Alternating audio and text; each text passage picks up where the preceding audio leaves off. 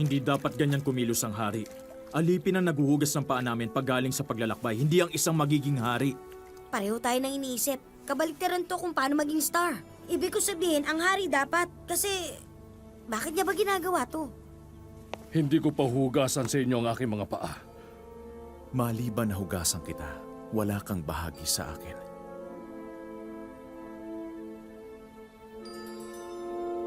Kung ganon, hindi lamang ang mga paa ko, kundi pati na rin ang aking mga kamay at ulo.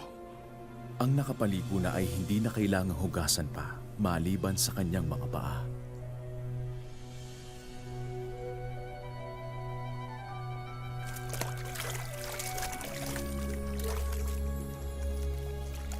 Tinatawag niyo akong guro at Panginoon at tama kayo sapagkat ako ngayon. Dahil akong Panginoon at guro ninyo ay naghugas ng inyong mga paa, dapat din ninyong gawin ito sa isa't isa. Mapalad kayo kung nauunawaan ninyo ang mga bagay na ito at inyong gagawin.